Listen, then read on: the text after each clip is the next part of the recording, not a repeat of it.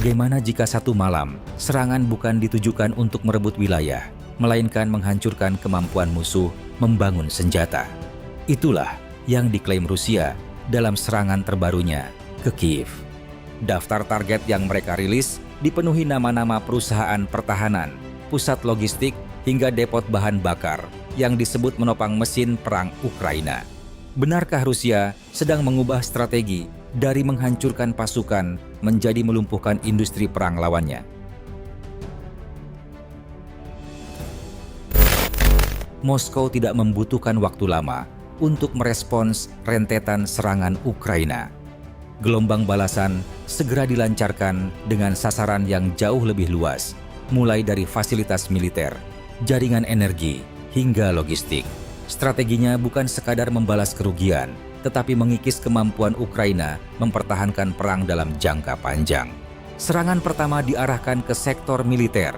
Kementerian Pertahanan Rusia mengklaim pesawat tempur bomber Su-34 menjatuhkan bom berpemandu FAB-250 dan FAB-500 ke sebuah pusat perekrutan militer Ukraina. Menurut Moskow, lebih dari 60 petugas mobilisasi tewas dalam serangan tersebut. Klaim itu belum dapat diverifikasi secara independen, tetapi menunjukkan bahwa Rusia kini semakin sering membidik infrastruktur pendukung mobilisasi personel. Di waktu yang hampir bersamaan, Su-34M juga dilaporkan menghantam gudang penyimpanan drone di Kharkiv. Rusia merilis rekaman yang memperlihatkan bom berpemandu menghantam bangunan sebelum terjadi ledakan besar yang diduga berasal dari amunisi dan komponen drone di dalamnya. Setelah menekan sektor militer, fokus operasi bergeser ke infrastruktur energi. Drone Gerbera dilaporkan menyerang fasilitas kelistrikan di Kiev, Sumy, dan Chernihiv. Sementara itu, pembangkit listrik tenaga termal Kremenchuk menjadi sasaran rudal balistik Iskander-M dengan hulu ledak munisi tandan, menghasilkan ledakan besar yang terlihat dari jarak jauh. Tekanan berikutnya diarahkan ke distribusi bahan bakar. Jika sebelumnya Rusia lebih sering membidik depot minyak, kini sasarannya bergeser ke SPBU dan truk pengangkut bahan bakar. Menurut berbagai laporan, jumlah serangan terhadap target semacam ini telah melampaui 30. Strateginya cukup jelas, karena sebagian besar bahan bakar Ukraina kini berasal dari impor dan langsung didistribusikan ke berbagai daerah. Menyerang titik distribusi dinilai lebih efektif dibanding menghancurkan depot besar yang jumlahnya semakin terbatas. Serangan serupa juga terlihat di wilayah lain. Di Zaporizhia, sebuah depot minyak dilaporkan dihantam drone jarak jauh Geran 2. Rusia juga mengklaim menghancurkan area parkir truk logistik, 2 lokomotif, dan sebuah SPBU. Di Kharkiv, sebuah truk logistik disebut diserang drone FPV saat melintas di dekat jembatan. Sementara di Kherson, drone Geran dilaporkan merusak jalur kereta api yang menjadi salah satu jalur utama pengiriman pasokan militer Ukraina. Dari rangkaian operasi ini, pola Rusia semakin mudah dibaca. Sasarannya bukan hanya pasukan di garis depan, tetapi seluruh rantai pendukung perang Ukraina, mulai dari perekrutan personel, pasokan listrik, distribusi bahan bakar, hingga jaringan logistik yang menjaga mesin perang Kiev tetap bergerak.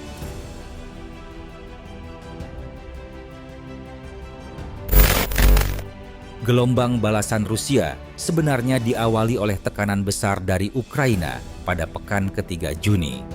Dalam salah satu operasi jarak jauh terbesar sejak perang dimulai, Kiev melancarkan serangan drone ke berbagai wilayah Rusia, termasuk Moskow. Otoritas Rusia mengklaim sekitar 190 drone berhasil dihancurkan oleh sistem pertahanan udara. Meski demikian, skala serangan tetap mengganggu aktivitas di ibu kota.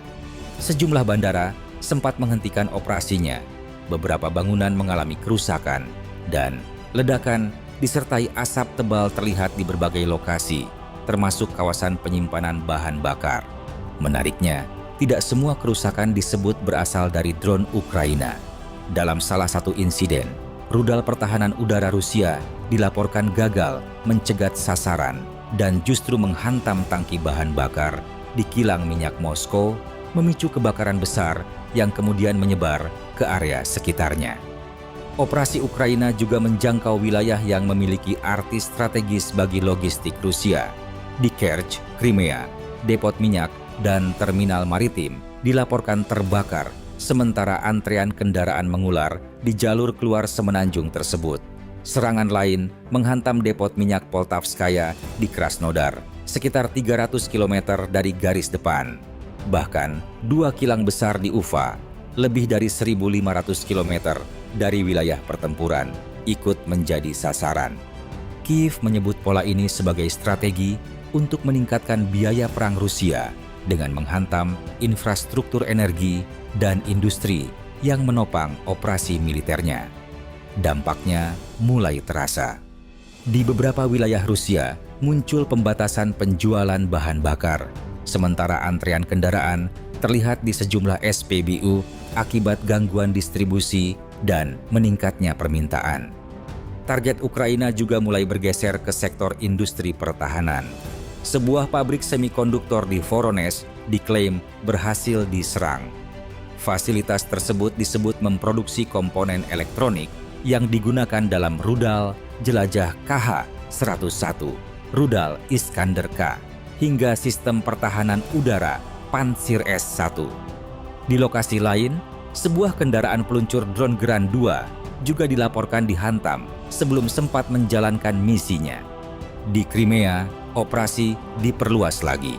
Pasukan sistem nirawak Ukraina mengklaim menyerang 38 sasaran, mulai dari radar pantai, gardu listrik, pembangkit listrik, depot minyak, stasiun kompresor gas, hingga fasilitas logistik militer Rusia.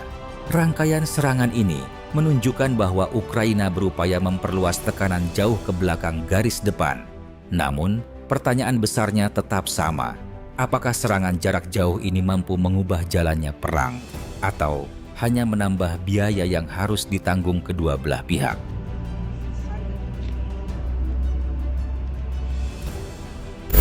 Meski Ukraina berhasil menunjukkan kemampuannya menyerang jauh ke dalam wilayah Rusia, kenyataan di garis depan justru bergerak ke arah yang berbeda.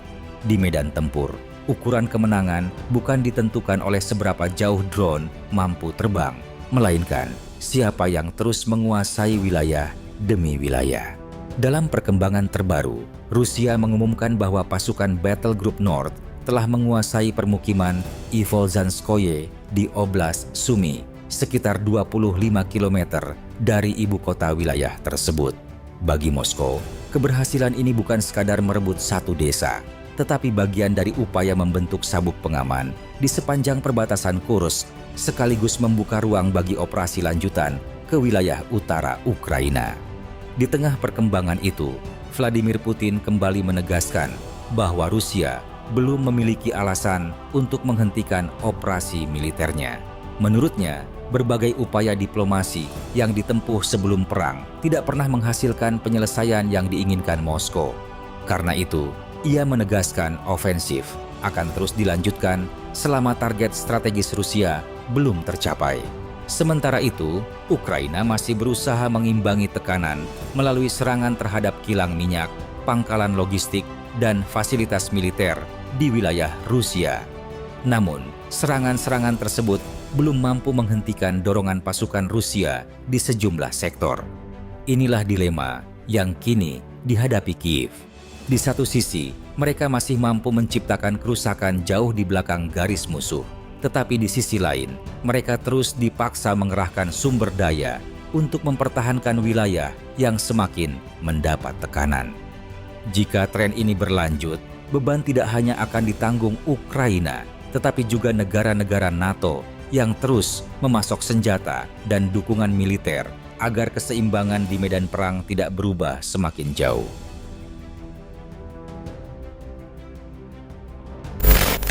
Perang ini perlahan memasuki fase yang lebih rumit, bukan karena pasukan NATO turun langsung ke medan tempur, tetapi karena keterlibatan negara-negara Barat semakin terlihat melalui pasokan senjata, teknologi, dan dukungan militer yang terus mengalir ke Ukraina.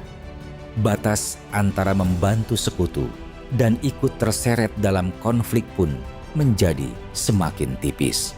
Salah satu perkembangan terbaru datang dari Jerman.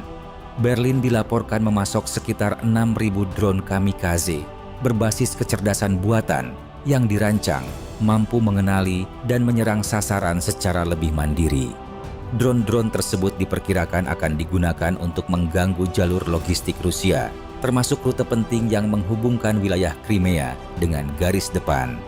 Di sisi lain, Inggris kembali menjadi sorotan setelah muncul laporan penggunaan rudal jelajah Storm Shadow untuk menyerang target di wilayah Rusia.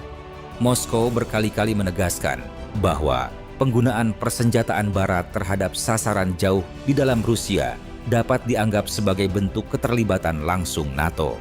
Namun, London dan negara-negara pendukung Kiev tetap bersikeras bahwa mereka hanya menyediakan bantuan militer, sementara keputusan operasional sepenuhnya berada di tangan Ukraina. Tanda-tanda eskalasi juga mulai meluas keluar wilayah pertempuran.